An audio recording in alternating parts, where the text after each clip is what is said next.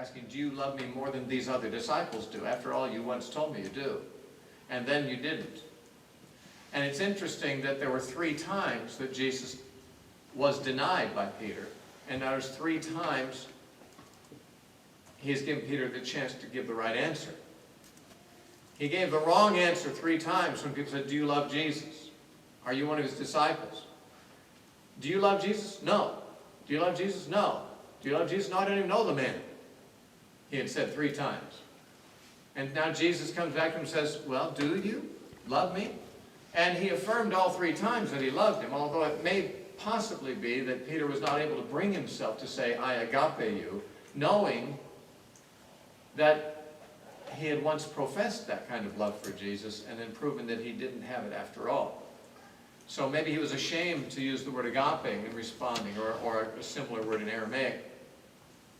So that might be the reason why there are different Greek words used here, that Jesus was pressing for, do you agape me? You said you do. You said you'd die for me. You said you love me more than these others do. Do you agape me more than they do?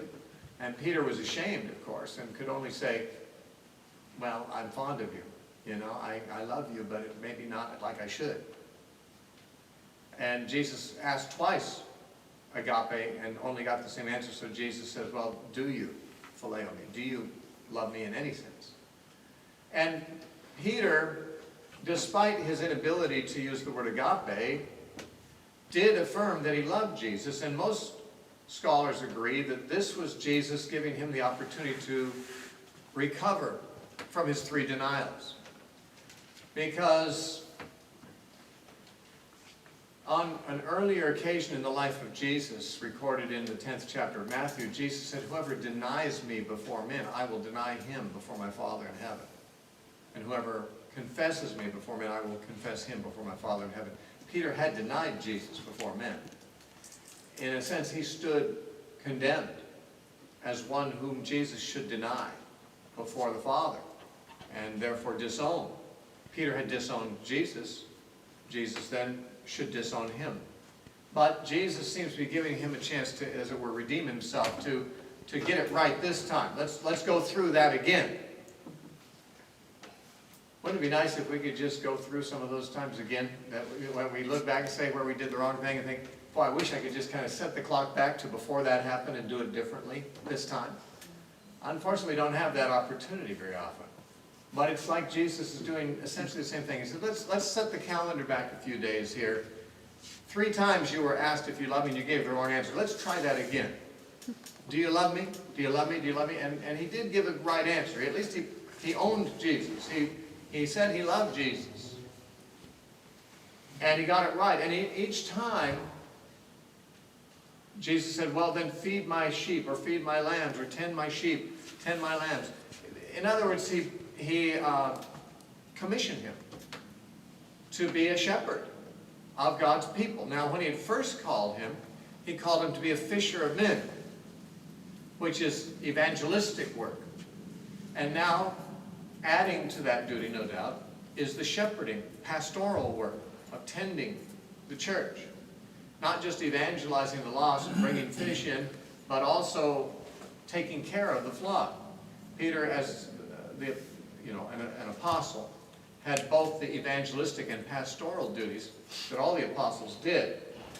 The Roman Catholics, of course, use this scripture to say that Jesus was making Peter the chief of the apostles, that the other apostles were the sheep, and he was made the shepherd, and that Jesus was telling Peter, tend my sheep or feed my sheep. In other words, you be the overseer of all the other apostles. And so the Roman Catholics believe that Peter was the chief of the apostles. And that's important to them because they believe that the popes in any generation are the successors to Peter, and therefore the chief of all the bishops of the churches. But this is reading certainly more into this than is necessary. After all, Peter himself wrote to lesser leaders in the churches. In 1 Peter chapter 5, he wrote to the elders of the churches. Now, every church had, or most of the churches had elders. These were just the local officials. They didn't have the rank of apostles. And in 1 Peter chapter 5, Verse 1, Peter says, the elders who are among you I exhort, I who am a fellow elder, and a witness of the sufferings of Christ, and also the partaker of the glory that shall be revealed. He says then, shepherd the flock of God, which is among you, serving as overseers. And he goes on and explains how that is to be done. But notice, Peter himself gives the same commission to the elders of the churches as Jesus gave to him. If Jesus' statements to Peter amount to placing him above all the other apostles, then would not the same words spoken to the elders amount to putting them above all the apostles? I mean, how is it that it would mean that in one case and not in the other? It seems clear that Peter is saying, I too am an elder. You are elders, and I'm an elder. Now, I also happen to be an apostle. But it is in the capacity of an elder that we have this duty to shepherd the sheep. All elders must shepherd the flock. Peter has to do so too, because he is also an elder. He's also a leader. He's a very special leader in that he belongs to the apostolic company, but he sees himself and his fellow elders, as he puts it. He says, I'm also a fellow elder. They're all Christian leaders are supposed to shepherd the flock. Therefore, Peter did not indicate that he was the unique shepherd of the flock. Jesus is that. In fact, Peter even says that in the same passage. Because he says in verse 4, 1 Peter 5:4, and when the chief shepherd appears, you will receive a crown of glory that does not fade away. So the elders and Peter are shepherds, but there is a chief shepherd, and he's not talking about himself. Peter's not the chief shepherd. Jesus is the chief shepherd. All the others are just shepherds, including Peter. So when Jesus says to Peter, feed or tend my sheep or my lambs, there's no reason to think that he's saying anything more to Peter than what Peter says to the elders in 1 Peter 5, verse 2.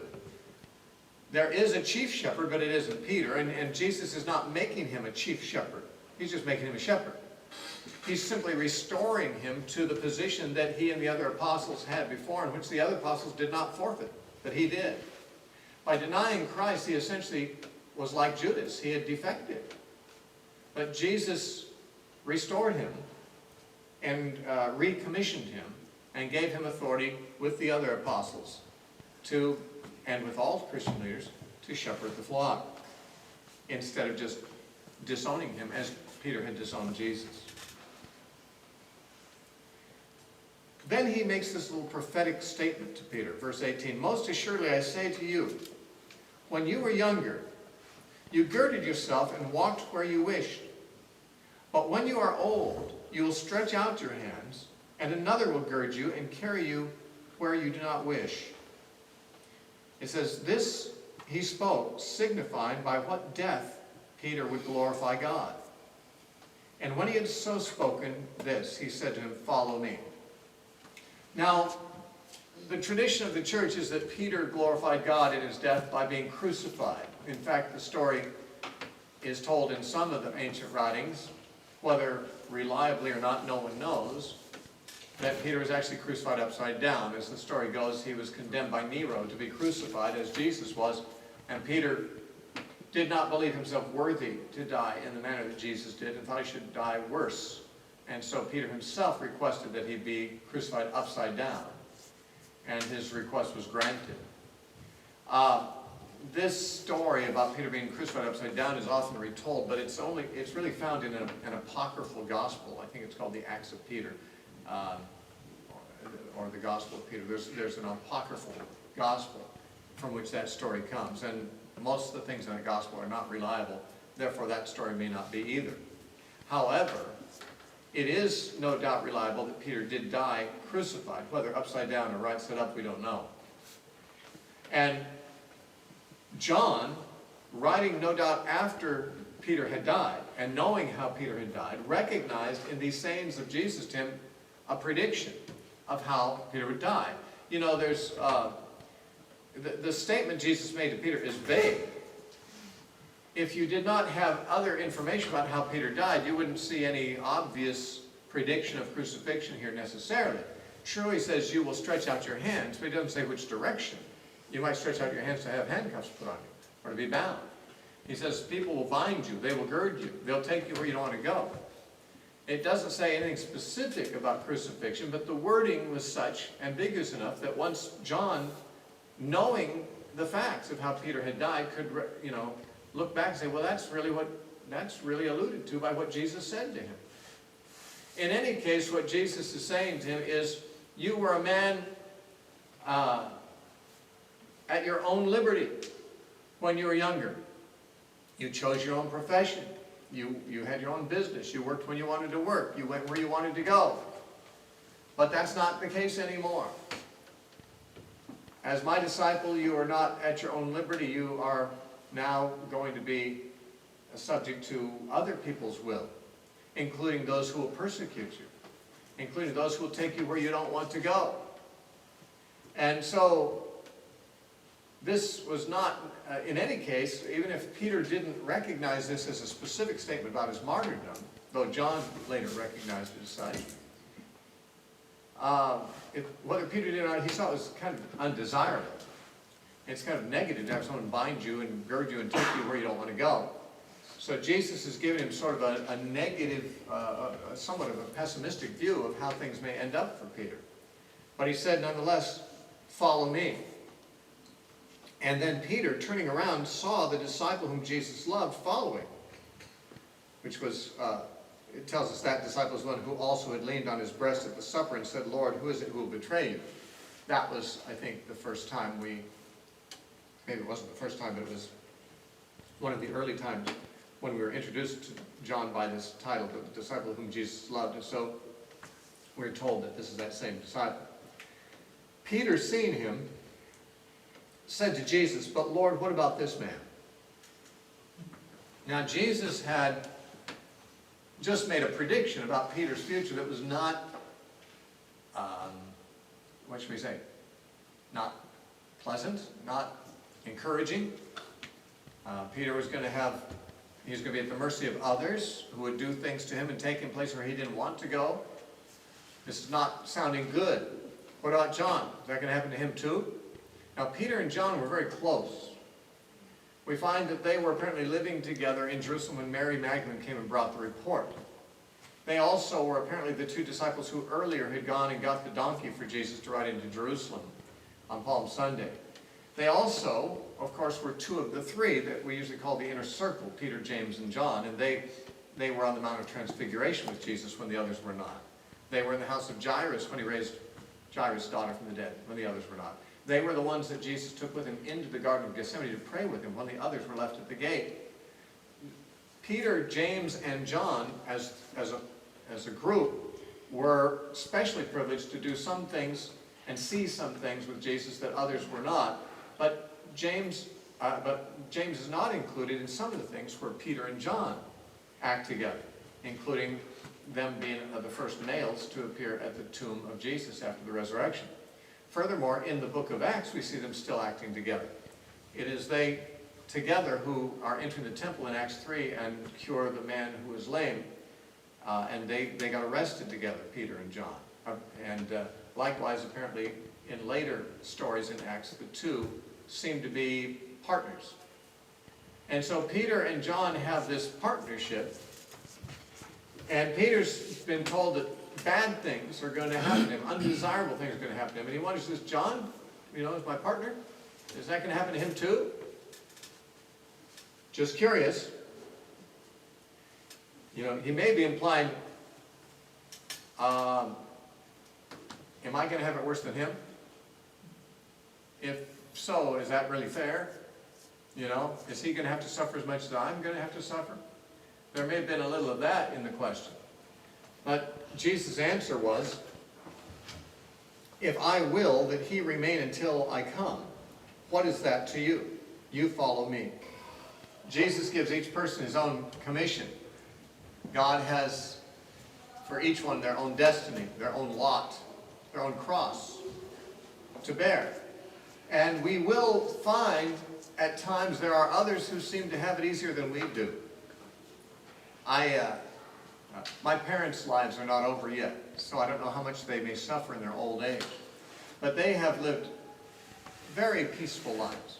They've had a very happy marriage, a very easy marriage compared to most. They're very happy people. They've not been rich, but they've been comfortable. I sometimes look at their lives and think, Lord, how come my dad had a life like that, and I've had these things happen to me? And I've had things happen to me that were unpleasant. And I sort of think, well, Lord, why do I have this lot in life, and someone like my dad has such a comparatively easy lot in life, it seems to me. Now, maybe his life has had trials that are only he knows, and that I don't know. I mean, maybe he hasn't had it as easy in all respects as it would appear. And for that reason, it's really foolish to compare ourselves with others and say, well, it seems like someone else has an easier life than I have. Yeah, well, if we want to make comparisons, how about comparing me to Richard Wurmbrand?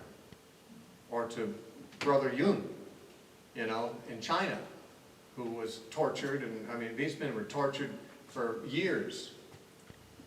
If we want to make comparisons here, it's not a wise thing to do. Paul said in 2 Corinthians that certain persons he was critical of, it says, in comparing themselves with one another, they're not wise. And it's not wise to compare yourself with other people, because you can't really know all that somebody else is going through. Much suffering is internal. Much burdens that we bear, probably the most significant ones, are inside us. And, no one can see them. Therefore, if I have external burdens and someone else does not appear to have external burdens, it's not wise or safe for me to assume that I'm suffering more than they are. They may be suffering more than I am in ways that are not communicated to me. And they may get less sympathy than I do, because no one can see what they're going through, nor sympathize with them. And people can see what I go through and they sympathize with me. Maybe I've got it easier in that way too. Maybe I'm more privileged to have external burdens than the internal ones. I don't know. Not that I don't have internal ones too. The point is, it just is a fool's errand to try to say, well, is my situation like this other person's situation? No, because I'm not like them. I have everything from my birth to my present day has been different than their life from their birth to this present day. Different circumstances of birth, different upbringing, different family, different trials, different gifts, different challenges. Everything's different. It's a foolish thing to think that everyone should have the same destiny and should have the same lot in life. Everything that each of us has is the thing that God has designed for us, because it's suited to us and his purpose for us. And Peter apparently was wondering, well, I've heard something about what's going to happen to me. Let's hear what's going to happen to John now. And Jesus said, that's none of your business, is it? That's just not your concern. He didn't say what would happen to John. He just said, that's not for you to be concerned about. You be concerned about one thing, and that's what I've told you to do. And probably one of the biggest mistakes that Christians make, that make them bitter, or that make them unproductive, or that in some other way impede their spiritual progress or productivity, is comparing themselves with others and saying, are they doing as much as I'm doing? Why am I asked to carry this load and this other person doesn't seem to have it? How come these people aren't helping out? How come I'm doing all the work around here? Well, that's between them and God. And what you're doing is between you and God. The question is not, is anyone else doing the same thing or as much as you're doing? The question is, are you doing what you're supposed to be doing? That's all that you need to be concerned about. Nothing else. Are you doing what God has given you to do? That's all you need to worry about. The day will come when God settles all the scores, will reward and punish and do all those things. That's not your jurisdiction. That's not your providence. That's not your, it's not for you to be even distracted by. And so he said, what if I want him to stay alive until I come? What is that to you? Now the suggestion here is that Peter will not stay alive until Jesus comes. Basically just saying, what if John's lot is different than yours? What if he does in fact survive until I come back? And you don't? Is that something you want to lodge a complaint about that? You want to protest that? Or why don't you just not think about that and just think about what I've told you is my will for you? That's what you need to be concerned about. Just follow me. You follow me and you won't have to pay attention to how well or in what circumstances others are following me. That's what he's saying to Peter. Now, the way Jesus worded that led to a misunderstanding in the early church. And John tells us about that. And no doubt, what John next tells us actually provides the reason why this chapter was added. This chapter seems to be added in order to tell us two important things that we would not have gotten without it. One is this Peter, who denied Jesus 3 times, which is on record, also had, by the direct action of Jesus, been restored to a shepherding role in the church. If not for the knowledge of that, there might have been many Christians in the early church who said, well, what do I care what Peter says? I don't respect him. He denied the Lord 3 times.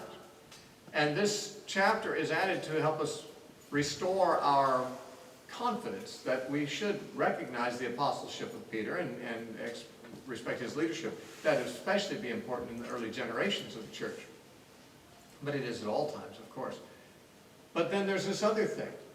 In the early church, the words that Jesus said to Peter about John came to be misunderstood and circulated in a modified form, so that people began to think that Jesus had predicted his coming would be before the death of John. That's what we read here, verse 23. Then this saying went out among the brethren, that this disciple would not die. Now the writer says, yet Jesus did not say to him that he would not die. But if I will that he remain until I come, what is that to you? So he restates it exactly how Jesus said it and said, you see, there is no actual prediction here. He said, if it is my will, it's hypothetical that he live until I come. What is that to you? The writer is saying Jesus did not predict that John would live until Jesus comes. You may know that there are people who are full preterists. They believe that all scriptures, all predicted scriptures have been fulfilled already usually in 70 AD. And some of them use this verse to say, see, Jesus came back in 70 AD because Jesus said John would live to see him come. Now, obviously, their use of this verse is making the very mistake that John wrote this to correct. He wrote this to say, no, he did not say that. He did not say that John would live until he comes. And obviously, John has not lived till then. I've actually had people call me on the radio and ask me, based on this, do you think John's still alive somewhere in the world today? Because Jesus hasn't come yet. Do you suppose somewhere in hiding, waiting to be revealed in the end times, that John may still be alive because Jesus said this? I think, why don't you read what it says? It does not say that John will not die. It's like that rumor was going around, John says, and he corrects it. And yet, despite the correction, people still read it wrong and get the wrong impressions from it. I guess there's no end to the possibilities of people misunderstanding things that are made very clear.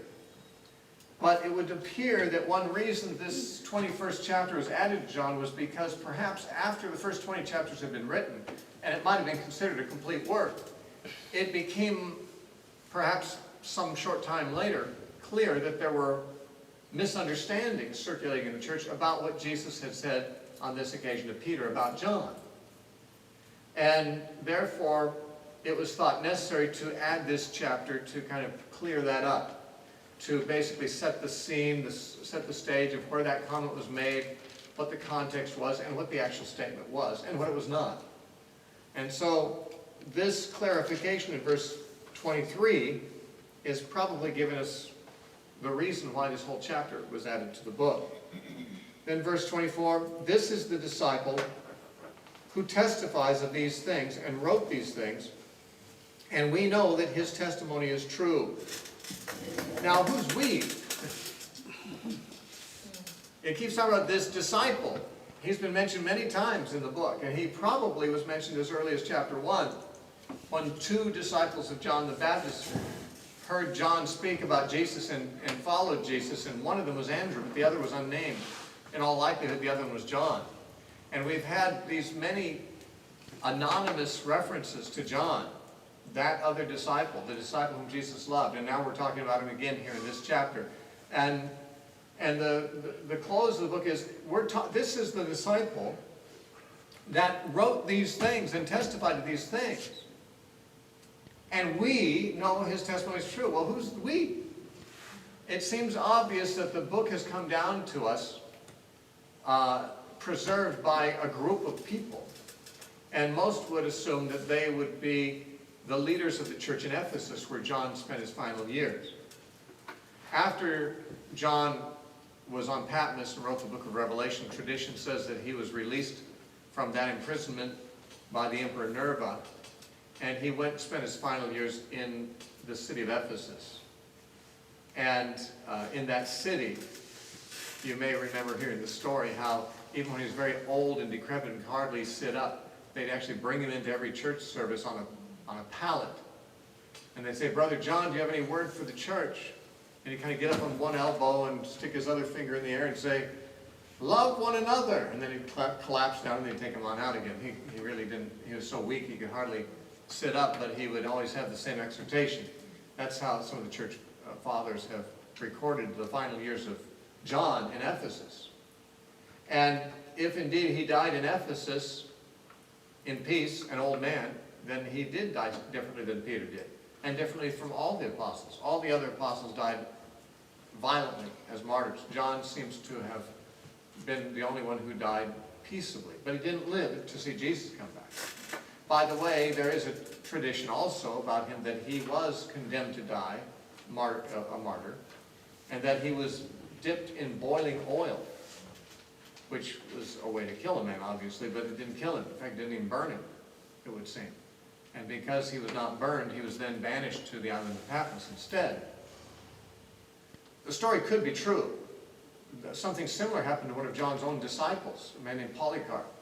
Polycarp was a disciple of John, and he was sent to be burnt at the stake, and the fires wouldn't touch him until they killed him with a spear, and then he died, and then the fires burned his body. But he had fires. He was put at a stake, and fires were built around him, and the fires leaped around him, but wouldn't touch his body. And this is verified by the witnesses of the church at Smyrna, where he was bishop, in the famous early document, the martyrdom of Polycarp. So, and Polycarp was a disciple of John. It may be that John had a similar experience. He was dipped in boiling oil, and the oil wouldn't touch him, wouldn't burn him. In any case, John would be willing to be a martyr. It's not his fault if he didn't die that way. But if he died peaceably in the city of Ephesus, then it's very possible that the leaders of the church there are the ones who preserved his memoirs. He wrote them, but they collected them. Or maybe he didn't even write them with his hand. He may have dictated them. After all, we say Paul wrote Romans, but he didn't write it with his own hand. A man named Tertius wrote the book of Romans, and he says so. In the greetings in the end of Romans, after Paul says, "Greet so-and-so, greet so-and-so, greet so-and-so," apparently Paul took a break, and we see this verse, "I, Tertius, who wrote this letter, also greet you." So a man named Tertius wrote the book of Romans. Paul dictated it, so he wrote it through an amanuensis. These men may be the ones who actually wrote down John's memoirs at his dictation. And they, like Tertius, adding his own name and his own greetings at the end of Romans, these men add their own endorsement, saying, "Now, this disciple is the one who is the witness to these things. He's the author of this book. And we who have collected his writings, or who have taken down dictation, or we who have preserved what he said, we want to put our stamp of approval, and we can say we know he's telling the truth." Now, how would they know that he's telling the truth? They weren't there to see these things happen. But what they're saying is we can give him a character reference. We know this man. We know this man is not a liar. He's an apostle, for one thing, and we know that his testimony is reliable. And so we just want to give him a character reference here so that you'll be even more inclined to believe him than you might otherwise have been. And there are also many other things that Jesus did, which if they were written one by one, I suppose that even the world itself could not contain the books that would be written. Now this is the only "I" in the book. I suppose. The author who's writing it actually kind of tips his hand a little bit that he's actually there. Of course, you know that somebody's writing it, but he never mentions himself previously. We have the "we" of the previous verse. We know that his testimony is true. And if John is the writer, he's always referred to himself in the third person, the disciple, the other disciple, the disciple whom Jesus loved, never "I." But now at the very end, whoever is writing the actual final draft says, "I suppose that it would be impossible to write down everything Jesus did and said, and for the world to contain the books of those writings. It's intriguing to think that John himself may be the one who wrote this final verse and who's making this disclaimer that there's more to say that he wouldn't have time to give, but it's uncharacteristic of any gospel writer to use the word I. None of the gospels have the word I in them. Well, I take that back. Luke does in the beginning of his gospel, but he does. None of the characters in the gospels are referred to as I. But Luke talks about how he had knowledge of the situation, so I take that back. But here, one of the characters in the gospel is apparently the author, and speaks of himself in the first person only here. And thus we have the incomplete story of Jesus. Incomplete partly because no one could tell the complete story without occupying too much paper and ink and too much space in the universe for the books. But also incomplete because it's not over, because as the book of Acts shows, Jesus kept on doing the same things again after he went to heaven. He just did them through his new body, the church. And so the story of Jesus doesn't ever end at the end of the Gospels. It has not ended yet. It continues in the book of Acts. It continues beyond the book of Acts. It continues even as we speak. Jesus, through his body, is still working miracles, still giving life to those who believe in him, still present with his people. His Spirit is still with us, and so that is why we still have the life that John testifies of. He says these things are written so that you might believe and you might have life through believing. And so we do, because we have Jesus, and this life is in God's Son. He that has the Son has life. So John tells us later, in a later epistle. But we have no later for this session. This is the end of this session, and we will close the school with